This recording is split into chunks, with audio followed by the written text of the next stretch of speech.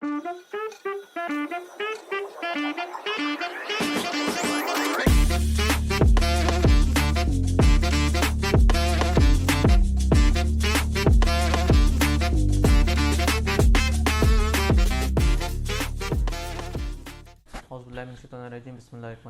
वालेकुम एवरीवन, मैं हूं आपका होस्ट विशाल शाकिर और आज हम बात करेंगे बहुत ही इंटरेस्टिंग टॉपिक पे which is law of writs. Writs होती क्या हैं, कब काम आती हैं, कितने टाइप्स की होती हैं, इन सब के बारे में जानेंगे अपने गेस्ट मियां अली साहब के साथ। अस्सलाम वालेकुम मियां साहब। वालेकुम सलाम। सर, बहुत ही इंटरेस्टिंग टॉपिक है। मेरे जैसे लॉयर्स जो एडवोकेट हाई कोर्ट्स हैं या हाई कोर्ट्स के अंदर प्रैक्टिस करते हैं उनके लिए बहुत ज़रूरी है कि रिट्स हैं क्या, but at the same time it is equally confusing and equally complex thing के रिट्स होती किस टाइप्स की हैं, कैसे इस्तेमाल करते हैं। तो बहुत सारे हमारे इनबॉक्स के अंदर सवाल आए, बहुत सारे आपके चाहने वालों ने ये बात की कि मियाँ साहब से पूछें कि रिट्स होती क्या है। तो आज मौका भी है, तो मैंने कहा आपसे पूछ लिया जाए कि रिट्स के बारे में कुछ बताइएगा।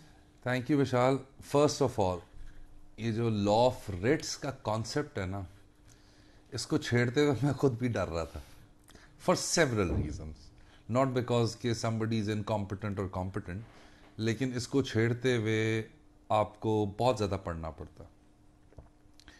और हमारे कॉन्स्टिट्यूशन के अंदर 1973 के अंदर it is fine position, but law of writs को समझने के लिए ज़रूरी है कि हम इसका एक historical chronological chain of events को जो है ना, वो उस पर we just ponder upon it and then we should open it.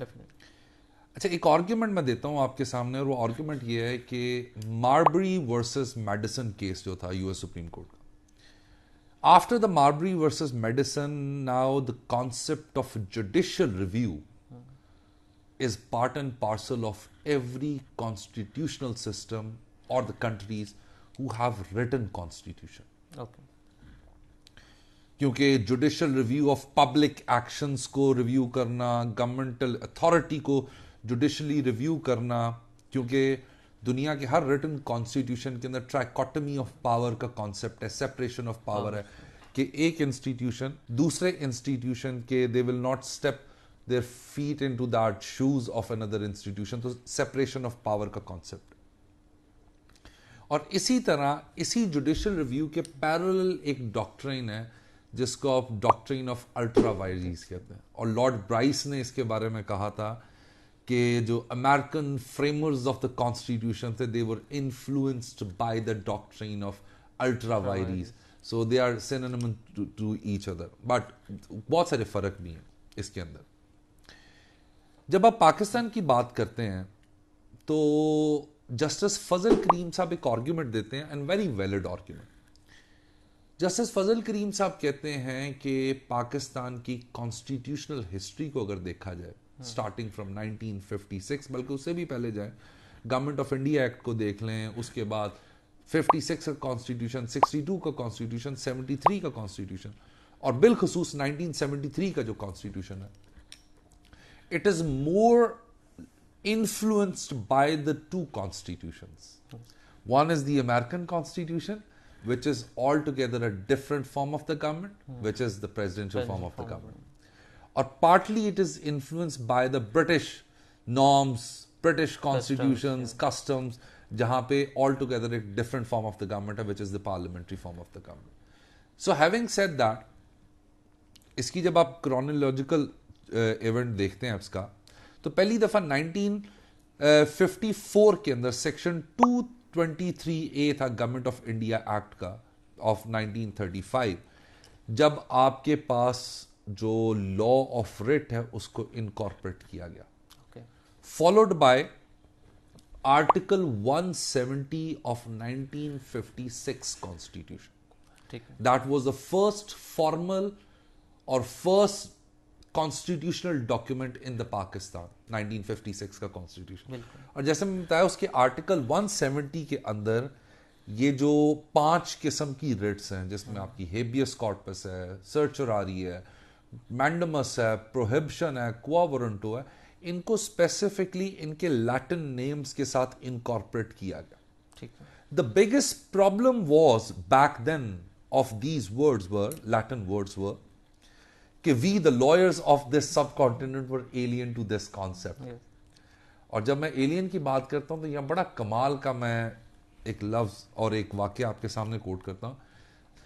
SM. Zafar साहब ने जब अपनी किताब लॉन्च की थी तो वो लॉन्चिंग के ऊपर उन्होंने जब इसके ऊपर लिखा लॉ ऑफ रिट्स के ऊपर, तो उन्होंने कहा कि we are so alien to these words कि आज अदालत के अंदर एक वकील साहब जो रिट ऑफ सर्शर आ रही थी उसको रिट ऑफ शोरा शोरी बुलाने लगे हुए थे। So just imagine.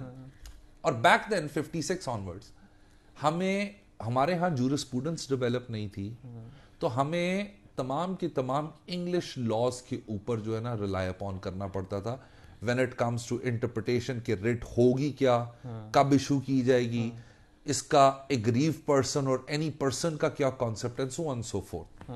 अल्टीमेटली 1962 का कॉन्स्टिट्यूशन आता है और 1962 का constitution is going to be remembered for the services it has rendered by virtue of article 98 के, जिसके अंदर उसने पहली दफा इन लफ्जों से जान छुड़वाई। Although that was a presidential form of the government, but उसके से आर्टिकल 98 के अंदर जो था उन्होंने खत्म कर दी और कुछ एक्ट्स, कुछ डायरेक्शंस, कुछ ऑर्डर्स को इनकॉर्पोरेट किया 98 के सेक्शन आर्टिकल 98 के अंदर इन 1960, और that is going to be remembered for that article, followed by 1973 is the constitution. अच्छा, जब आप 1973 का कॉन्स्टिट्यूशन रखते हैं तो यहां पे मैं एक कंपैरेटिव एनालिसिस करता हूं इंडियन कॉन्स्टिट्यूशन जो है उसके साथ। ठीक है। इंडियन कॉन्स्टिट्यूशन के सेक्शन 32 के अंदर, which is the power of the Supreme Court of India, and section 226 or article 226 which is the power of the high courts, कि वहां पे उनके 1960 कॉन्स्टिट्यूशन के अंदर आज भी ये तमाम के तमाम लैटिन वर्ड्स मौजूद हैं। और हमने 1973 और 62 के अंदर इन लैटिन वर्ड से अपनी जान छुड़वा ली। ठीक। अच्छा, वो यहां पे एक और चीज भी आपको बताता चलूं कि back then before 1950 3 high courts थी जिनके पास जो रिट इशू करने की पावर थी इंडिया के अंदर। उसके अंदर कैलकाता थी, उसके बाद आपके पास मद्रास थी, उसके बाद आपकी बॉम्बे थी। ये 3 हाई कोर्ट्स थी जो रिट्स इशू किया करती थी। बट अल्टीमेटली आर्टिकल 32 के अंदर और सेक्शन आर्टिकल 226 के अंदर उन्होंने इसको आज भी फाइंड पोजीशन है ये तमाम की तमाम। ठीक है। कमिंग बैक टू पाकिस्तान, पहला बात मैं आपको एट द आउटसेट बता दूं कि this is wrong, this is not constitutionally permitted to use the word writ for several reason.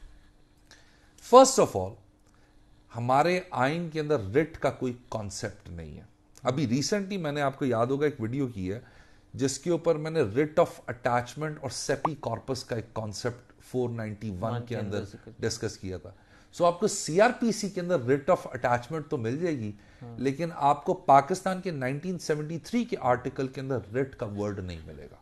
ठीक। अच्छा, और ये गलतुल आम प्रैक्टिस है और चलती जा रही है चारों सूबों के अंदर कि आप जब भी फाइल करेंगे रिट पिटिशन फाइल करेंगे। कुछ जजेस ऐसे मौजूद हैं, ऑनेस्टली मैं भी जब भी हाईकोर्ट में केस फाइल करते हैं, we filed writ petition under article 199, तो मुझे कई दफा डांट पड़ी है इसी बात पे कि ये रिट का वर्ड क्या है, you should be filing constitutional petition article 199।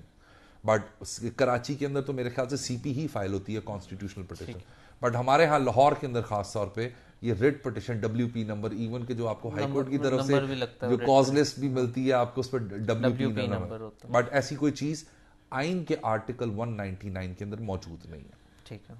अच्छा, हैविंग सेड दैट, जिस तरह आपके पास मैंने इंडिया का कंपैरेटिव एनालिसिस दिया, इसी तरह मैं आपको जरा पाकिस्तानी कंपैरेटिव एनालिसिस भी देता हूं।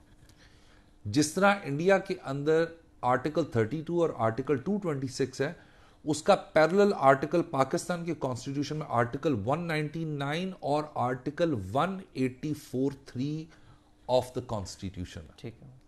अच्छा, ये इनके अंदर क्या वो है, उसके ऊपर यानी क्या कंपैरिजन है 199 का और 184(3) का, उस पर बाद में जाएंगे। लेकिन उससे पहले जो गलतुल आम प्रैक्टिस है उसके मुताबिक आपके पास 5 किस्म की रिट्स होती हैं। फर्स्ट, आपके पास रिट ऑफ मैंडमस है, रिट ऑफ प्रोहिबिशन है, रिट ऑफ सर्चरारी है, रिट ऑफ हेबियस कॉर्पस है और रिट ऑफ क्वा वारंटो है। अगर इनको आप लिटरल सेंस में देखें, प्रोहिबिशन मींस किसी को रोकना किसी काम से, सर्चोरारी किसी कोर्ट के ऑर्डर को अवेल्युएट करना, उसके बाद प्रोहिबिशन आपको मैंने ऑलरेडी बता दिया, क्वा वारंटो है कि ये बंदा जो ये ऑफिस होल्ड करके बैठा हुआ है कैसे करके बैठा हुआ है, हेबियस कॉर्पस किसी की कस्टडी में कोई बंदा मौजूद है, वो हब से बेजा के अंदर है, so on and so fourth. जब आर्टिकल 199 को आप अवेल्युएट करेंगे तो trust me, majority of the lawyers, majority of the students ने कभी गौर से आर्टिकल 199 को पढ़ा भी नहीं होगा। बिल्कुल ऐसे है। क्यों? वो इतनी डिफरेंट किस्म के ऑर्डर्स और डायरेक्शंस की बात करता है 199 के अंदर, जबकि हमने उसको ओवर जनरलाइज्ड करके जी रिट ऑफ प्रोहिबिशन है, रिट ऑफ सर्चोरारी है, और बहुत सारे, यानी बिलखुसूस यहां मैं मेंशन करूंगा जब मंसूर अली शाह साहब थे हाई कोर्ट में, और अब इस वक्त के वक्त के अंदर आप देखा जाए तो जस्टिस अलीज़िया बाजवा, जस्टिस जवाद हसन सबसे पहले आपसे पूछते हैं कि जी आप जरा बताइएगा ये आर्टिकल 199 के कौन से क्लॉज और कौन से सब आर्टिकल के तहत आप ये ऑर्डर चाह रहे हैं कि आपको दिया जाए। तो इस वजह से आई थॉट कि हम इस 199 की इस तरह की डाइसेक्शन करें ताकि लोगों को समझ आए कि ये बात किस चीज की कर रहा है। अगर आप देखें आर्टिकल 199 सब आर्टिकल 1 को और उसकी क्लॉज ए को, क्लॉज ए सब क्लॉज 1 के अंदर वो कहता है subject to the constitution high court में if it is satisfied that no adequate remedy is provided by law. अब यहां पे एक चीज आपको समझने की जरूरत है कि जब भी आपने कॉन्स्टिट्यूशनल पिटीशन हाई कोर्ट के अंदर फाइल करनी है तो आपके पास ऑल्टरनेट रेमेडी नहीं होनी चाहिए, चूंकि अगर आपके पास ऑल्टरनेट रेमेडी है तो आपकी 199 का लोकस स्टैंडाई नहीं बनेगा। ठीक। अच्छा, इसके साथ एक और कॉन्सेप्ट भी over the period of time case laws के अंदर डेवलप हुआ, वो है एफिकेशियस रेमेडी। समटाइम्स आपके पास ऑल्टरनेट रेमेडी अवेलेबल होती है लेकिन वो एफिकेशियस नहीं होती। सो इन दो बार्स को आपने जो है बाईपास करना होता है कि सर मैं इसलिए आपके पास आया हूं, ऑल्दो मेरे पास ऑल्टरनेट रेमेडी अवेलेबल है लेकिन वो एफिकेशियस नहीं है क्योंकि मैटर ऑफ अर्जेंसी। सो किसी भी कॉन्स्टिट्यूशनल पिटीशन को ड्राफ्ट करते हुए ये आपने लाजमी देखना होता है कि आपने अपना लोकस स्टैंडर्ड जो है वो जस्टिफाई करना है कि मैं इस वजह से ये जो है पिटीशन फाइल कर रहा हूं और मेरे पास कोई ऑल्टरनेट एफिकेशियस रेमेडी नहीं है। अच्छा, उसके बाद वो कहते हैं article 199 sub article 1 clause A, यानी अब क्लॉज ए के अंदर जितने भी ऑर्डर होंगे उसके लिए जरूरी है on the application of aggrieved person. यानी अब जो आपने पिटीशन फाइल करनी है हाई कोर्ट के अंदर उसके लिए जरूरी है, आप कोई एरे गहरे बंदे नहीं हो सकते। ठीक है। मीनिंग देयर बाय वो जिस किस्म का आप ऑर्डर पास करवाना चाह रहे हैं उसके लिए आपको एग्रीव्ड होना चाहिए। और वो ऑर्डर क्या है? Directing a person performing with in the territorial jurisdiction of the court functions in connection with the affairs of the federation or a province or a local authority to refrain from doing anything he is not permitted by law to do। अच्छा, यानी इसका मतलब यह है कि article 199 sub article 1 clause A सब clause I के अंदर जो भी ऑर्डर पास किया जाएगा उसके लिए जरूरी है एग्रीव पर्सन होना चाहिए। और ये जो क्लॉज आई है ये दो किस्म की रिट्स को कैटर करता है। पहले पोर्शन के अंदर, क्लॉज आई के पहले पोर्शन के अंदर it is talking about something like prohibition, कि आपने किसी बंदे को प्रोहिबिट करना है किसी काम करने से कि आप ये काम नहीं कर सकते। अच्छा, उसके बाद आपकी लेजिस्लेचर ने यहां पे कॉमा दिया, और to do anything he is required by law to do. So इसी सब क्लॉज आई के अंदर there is a mandamus direction as well. ठीक है। So if I am going to the court and I want something कि जी इस बंदे को कहा जाए ये काम करे जो ये काम नहीं कर रहा, लेकिन आपने उसके अंदर जज साहब आपसे पूछ लें कि जी आप किस प्रोविजन के तहत आए हैं, तो आप प्रोहिबिशन वाला पोर्शन जो कि कॉमा से पहले है वो बताने लगे, जबकि कॉमा के बाद इज द पोर्शन जो मैंडेमस को डील करता है। सो इस वजह से article 199 sub article 1 clause A सब clause I is divided into Two two portions. kinds of directions from the High Court. One is going to be in the nature of prohibition, and the other one is going to be in the nature of mandamus. Clear? Yes. Okay. अब इसी के sub clause 2 के अंदर वो कहते हैं declaring that any act done or proceeding taken within the territorial jurisdiction of the court by person performing functions in connection with the affairs of the federation, a province, or a local authority has been done or taken without lawful authority and is of no legal effect. So whatever is being done either on the behalf of the federation, either on the behalf of the province or a local authority, that is done by virtue of having no authority. This is certiorari. Yes. अगर आप सर्चोरारी को देखें, उसकी little interpretation देखें, case laws देखें, सो अगर आपने किसी अथॉरिटी की किसी काम को आपने असेल करना है, हाई कोर्ट के अंदर चैलेंज करना है, तो उसके लिए the remedy available is the certiorari. But याद रखिएगा, इस आर्टिकल के मुताबिक अगर आपने प्रोहिबिशन करनी है, आपने मैंडमस करनी है, आपने सर्चोरारी करनी है, तो आप एग्रीव्ड पर्सन होने चाहिए. ये बात लाजमी अपने ज़हन में रखिएगा. फर्दर इसका सब आर्टिकल बी कहता है on the application of any person make an order. Now आपने आर्टिकल 199 सब आर्टिकल 1 की क्लॉज ए के अंदर एग्रीव पर्सन देखा था. अब इसी की सब जो क्लॉज बी है उसके अंदर वो कह रहा है कि this kind of order which is you require from the high court to pass, this kind of a petition can be filed by any person. वो एग्रीव भी हो सकता है, उसका डायरेक्ट या इनडायरेक्ट नेक्सस भी हो सकता है, वो कोई प्रोबोनो काम भी हो सकता है. और वो ऑर्डर किस किस्म का होगा, उसी का सब बी का सब क्लॉज आई कहता है directing that a person in custody with in the territorial jurisdiction of the court be brought before it so that the court may satisfy itself he is not being held in custody without lawful authority or is in unlawful manner. So meaning thereby कि this is what the habeas corpus is all about. Yes. This is what is habeas. अच्छा, मैं यहां पे एक और चीज भी आपको बता, जस्टिस फजल करीम आर्ग्यू करते हैं कि ये जो आपने डायरेक्शंस है ना, ये सिर्फ कन्फाइंड नहीं है. यानी आप फेडरेशन के इंस्टीट्यूशन के खिलाफ भी कर सकते हैं, प्रोविंशियल इंस्टीट्यूशन, पब्लिक सर्वेंट के खिलाफ भी कर सकते हैं.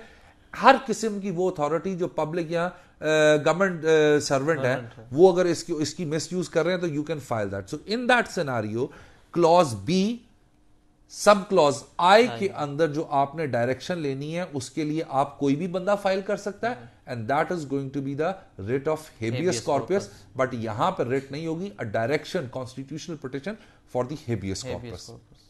अच्छा, इसके साथ अगर आप देखें इसी क्लॉज आई का सब क्लॉज 2 जो है इसका, requiring a person within the territorial jurisdiction of the court holding और purporting to hold a public office to show under what authority of law he claims to hold that office. कोवरेंटो.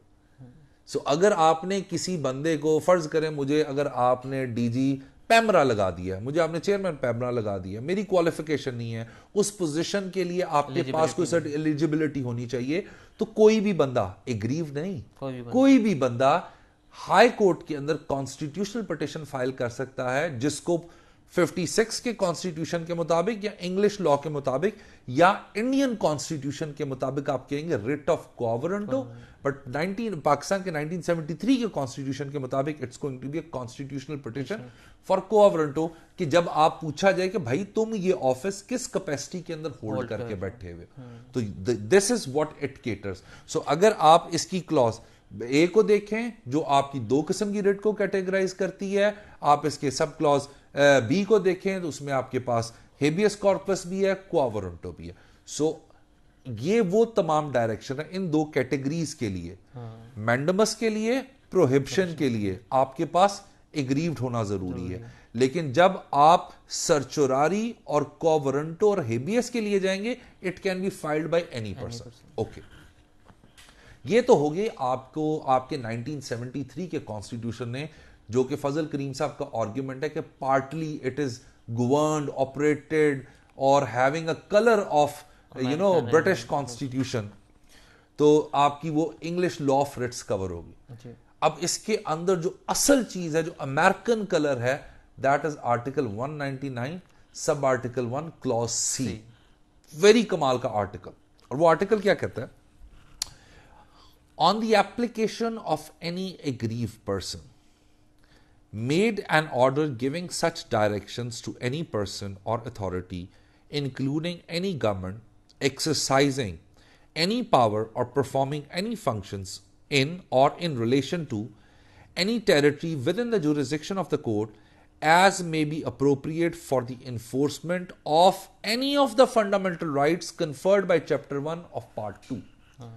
Now, अगर आपका ऐसा कोई भी order, ऐसी कोई भी grievance जो कि क्वावरंटो में नहीं आ रही, जो कि सर्चोरारी में नहीं आ रही, जो कि मेंडमस में नहीं आ रही, जो कि प्रोहिबिशन में नहीं आ रही, तो लेजिस्लेचर ने the concept of judicial review यहां पे डाल दिया कि definitely your fundamental rights must be violated directly और indirectly, so you need to be an aggrieved person and you can file a petition before the high court कि मेरे fundamental rights को enforce किया जाए। और यहां मैं क्लासिक एग्जांपल दूंगा, you are the petitioner in that case, जो हमने अंडर कस्टडी प्रिजनर्स के केसेस के बारे में लाहौर हाई कोर्ट के अंदर एक पिटिशन फाइल की, कॉन्स्टिट्यूशनल पिटिशन फाइल की, and that was under article 199 sub article 1 clause सी कि इन्फोर्समेंट ऑफ फंडामेंटल राइट्स। और वो क्या थे? आर्टिकल 14 कहता है dignity of man. A person who is been arrested in any case is yet not convicted person, his dignity is as better like any other normal person. So for that reason we filed a petition कि ये under custody prisoners के जो interviews हैं इनको रोका जाए। सो हर वो चीज जो आपकी 5 किस्म की रिट्स कैटर नहीं करती, तो you can bring into article 199 sub article 1 clause C के अंदर for the enforcement of fundamental rights. तो ये भी कहना गलत नहीं होगा that this article 199 1C is one step ahead of these 5 writs jurisdiction, जो कि अमूमन इंडियन सुप्रीम कोर्ट भी कर रही है, हाई कोर्ट्स भी कर रही है, तो हम उससे एक स्टेप आगे निकल के उसको एक्सरसाइज कर रहे हैं। यार ये तो बहुत खूबसूरत आर्टिकल, तो इसकी बहुत कंपाइलेशन बहुत अच्छी की हुई है। मैं तो यहां तक जाता हूं कि आपका जो हेबियस कॉर्पस इनकॉर्पोरेटेड है 199 के अंदर, उससे बेहतर आपको राइट्स और वेरासिटी ऑफ ऑर्डर्स का जो ऑप्शन अवेलेबल है वो 491 सीआरपीसी में अवेलेबल है। I mean just look at the 1 2 3 4 5 जो काइंड ऑफ ऑर्डर्स अवेलेबल हैं, वो यहां पे नहीं है। नहीं। और रिट ऑफ अटैचमेंट जो आपने जिक्र किया था, वो भी हमारे आर्टिकल 199 रिट का तो वर्ड ही एलियन है इस कॉन्स्टिट्यूशन के साथ ना, तो लेकिन सीआरपीसी में रिट ऑफ अटैचमेंट वो आपके पास 491 में वो भी पावर हाई कोर्ट की है, जो डेलीगेट की गई है। सो मेरा ये मानना ये है कि एक मेरी सजेशन है, इस पे लॉ डेवलप होना चाहिए, जो कि मैंने देखा नहीं, कि आप हेबियस पिटिशन को जब भी फाइल करें 199 रेड विद 491 करें, क्योंकि यहां पे ऑर्डर पास करने की लिमिटेशन बहुत कम है इन कंपैरिजन टू 491। सो जब रेड विद आ जाता है तो जज the high court has all those powers. So article 199 1C is broader, very broader in comparison to other 5 kinds of direction order available in article 199, क्योंकि उसकी enforcement of fundamental right के लिए वो कोई भी ऑर्डर पास कर सकता है, मैंडेमस भी हो सकता है, प्रोहिबिशन भी हो सकता है। और अच्छा, इसमें एक बड़ी मजेदार चीज थी, हमने रिसर्च के दौरान हमारी रिट के अंदर भी और पब्लिक एट लार्ज के लिए भी हम बताते चले कि जवाद हसन साहब की एक बड़ी खूबसूरत जजमेंट थी, मैं चाहूंगा आप उसके बारे में करें। अच्छा विशाल, वो ये है, you are the one who search that judgment, otherwise justice Jawad sahab की जो जजमेंट्स है वो फौजदारी वकीलों का उससे ताल्लुक नहीं होता, तो वो दूसरी साइड की प्रैक्टिस है, लेकिन वो उन्होंने लिटरली मोती पिरोए हुए उन 4-5 पैराग्राफ्स के अंदर। ये आपके ऊपर कैप्शन में भी वो साइटेशन चल जाएगी आपके पास। उसमें वो ये कहते हैं कि जब आप ऐसा कोई कॉन्स्टिट्यूशनल पिटिशन फाइल करते हैं जो कि आप बाय लॉ अलाउड हैं, यानी आपको मैंडमस के लिए, आपको प्रोहिबिशन के एग्रीव्ड होना चाहिए, आपको हेबियस कॉर्पस के लिए, आपको क्वा वारंटो के लिए, सर्चरारी के लिए, और 199 1C के अंदर भी एग्रीव पर्सन का जिक्र है, लेकिन फंडामेंटल राइट्स फॉर एवरीवन। तो वो कहते हैं कि जब ये पब्लिक इंटरेस्ट लिटिगेशन फाइल करेंगे, उसमें एक लॉयर का पब्लिक इंटरेस्ट लिटिगेशन फाइल करना is always on a better footage being an officer of court in comparison to a lay person. For several reasons, और उन्होंने वो reasons chalk down की हुई है. He's more responsible, he's more aware to the law, he's more aware to the consequences of such orders. He knows the sensitivity of that matter. So अगर एक lawyer public interest litigation लेके आ रहा है, तो that is more valuable in comparison to a lay person जो आप वो file करते हैं. तो that is a very good judgment जो उन्होंने इसी के ऊपर आर्टिकल 199 1C के ऊपर एलैबोरेट किया हुआ. अच्छा, इसके साथ साथ मैं थोड़ा सा आपको, यानी मैंने ओवर सिंप्लीफाई किया सारा कुछ, इसके अंदर और चीजें भी हैं इस आर्टिकल के अंदर जो कि आप लोगों को पता होना चाहिए. सबसे इंपॉर्टेंट चीज है कि प्रिस्क्राइब्ड ऑफिसर्स कौन है. वो आर्टिकल 199 के सब आर्टिकल 5 के अंदर उन्होंने कैटेगराइजेशन कर दी कि जहां कहीं भी फेडरेशन के मामलात होंगे वहां पे attorney general, additional attorney general, deputy attorney general, word attorney general का बट अदर हायरार्की डिप्टी और एडिशनल की वो उन्हीं के ऑफिसर, उन्हीं के रिप्रेजेंटेटिव होते हैं. तो वो फेडरेशन को रिप्रेजेंट करेंगे. इसी तरह जब प्रोविंशियल मामलात आएंगे तो उस सिनेरियो के अंदर advocate general is the authority, the chief law officer of the province who will be defending the rights of the province, or you will be answerable to those orders which are going to be passed. So that is very important. Further, यहां पे मैं एक आपके सामने और comparative analysis निकालता हुआ चलता हूं आर्टिकल 199 का और आर्टिकल 184 का. आर्टिकल 184 को अगर आप देखें तो ये बात करता है आइन के अंदर original jurisdiction of the supreme court of Pakistan, और वो कहता है कि जब दो प्रोविंसेस के दरमियान कोई भी मामलात होंगे तो सुप्रीम कोर्ट ऑफ पाकिस्तान के पास ओरिजिनल जुरिस्डिक्शन मौजूद है. लेकिन इसके अंदर बहुत कमाल की एक चीज है आर्टिकल 184 सब आर्टिकल 3 जो कि लॉयर्स मूवमेंट के बाद से लेके काजी फाइज ईसा साहब के चीफ जस्टिस बनने से पहले तक जो जूरिस्प्रूडेंस थी जिसके अंदर multiple chief justice of Pakistan है जो सुओ मोटो लिया करते थे. अच्छा, जो आर्टिकल 184(3) की पावर्स हैं they are somewhat similar to article 199 sub article 1 clause C के साथ. ठीक है. वो ये कहता है कि जहां कहीं पे भी, और थोड़ा सा अल्फाज का डिफरेंस है कि 184(3) के अंदर 184(3) के अंदर वो ये कहते हैं कि जहां कहीं पे भी इन्फोर्समेंट ऑफ फंडामेंटल राइट्स का मामला होगा या आपके पास वो enforcement of fundamental rights public at large से रिलेटेड होंगे तो सुप्रीम कोर्ट उस मामले को टेकअप कर सकता है और सुप्रीम कोर्ट हर उस किस्म का ऑर्डर पास कर सकता है जो आर्टिकल 199 के अंदर हाई कोर्ट पास कर सकती है. तो बहुत सारे केसेस, कौमी वतन पार्टी और भी बहुत सारे केसेस हैं, बेनजीर भुट्टो केस है जो over the period of time in cases के अंदर लॉयर्स मूवमेंट वाले केसेस हैं. और हमारे यहाँ जो आपकी सुओ मोटो की एक्सरसाइज है उसको I am not in a capacity to say that but the jurisprudence developed by the जजेस वो यही है कि इफ्तिखार चौधरी साहब के दौर में बहुत सारी सुओ मोटो पावर्स यूटिलाइज की गई, मियाँ साकिब निसार साहब के दौर में बहुत ज़्यादा ये सुओ मोटो पावर्स एक्सरसाइज की गई.